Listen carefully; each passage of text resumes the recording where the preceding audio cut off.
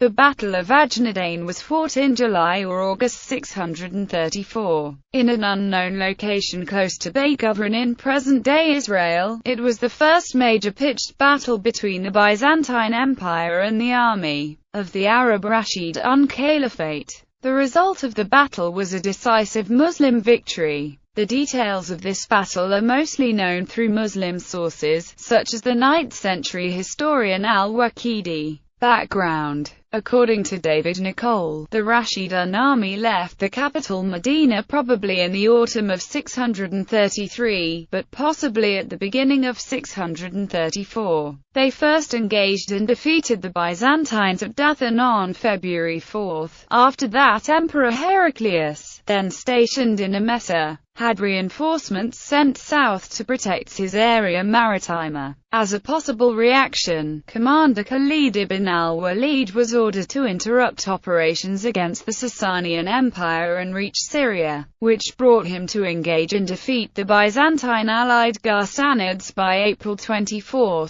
permitting him to enter almost unopposed in Bosra. At this point, Khalid converged with several armies, led by generals such as Abu Ubaidah ibn al-Jarrah, Yazid ibn Abu Sufyan, Amr ibn al-Ayaz and Shurabil ibn Hassana. Khalid united with Amr's forces in a place known traditionally as Ajnadayn. The site is placed by the Muslim literary sources somewhere between Ramla and Beit Jibrin, but is otherwise unattested by any geographer of the period. Based on the region's topography, the historian N.A. Maidanov suggested that the battle was fought on the Wadi al-Samt River, where lies the twin village of Al-Janabar. According to the hypothesis advanced by Maidanov and M.J. Dagogin summarized by L. Katana, it was from the dual form of the village the historical name of the battle emerged, by conflation with the plural for army, Ajnad, opposing forces. Regarding the strength of the confronting armies, A.R. Gibb in the Encyclopedia of Islam argues that, at best both forces were made up of 10,000 men, and that the numbers offered in the Muslim sources are highly exaggerated, especially as regards the Byzantines. David Moray in the Oxford Companion to Military History, however, places both armies are approximately 20,000 strong. The Byzantines were led by Heraclius' brother Theodore, as well as by a figure called Artaban, or Wardan, in the Muslim sources. Evidently a corruption of the Armenian name Vardan. The Muslim sources name him as the Patrikios of Emesa, which was the major Byzantine base of operations in Syria in the early period of the Muslim conquests. According to Kagi, he possibly commanded fresh reinforcements from the north, including Armenians, or from the army that had accompanied Heraclius to Syria. In addition, the army may have also contained local Arab tribal levies. The Arab army consisted of 3 separate contingents, with either Khalid or, less likely, Amr, as the overall commander. Battle and aftermath.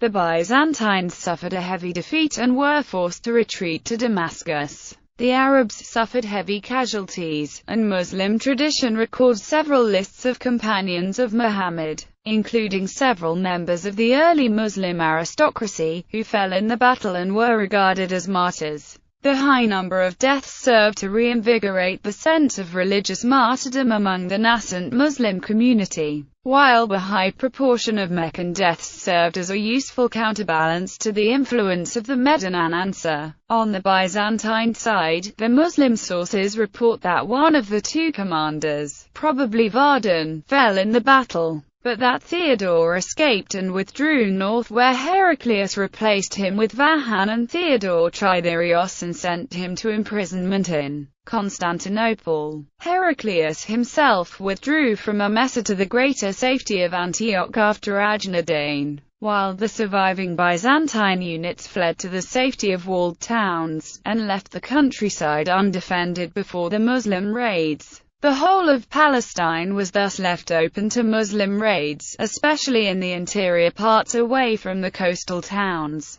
As a result, panic spread across the region, and large numbers of the rural population also sought safety behind the town walls. After their victory, the Arab army once more broke up into several raiding columns, until they reunited once more to confront another Byzantine attempt at halting the Muslim invasion at the Battle of Fal 6 months later.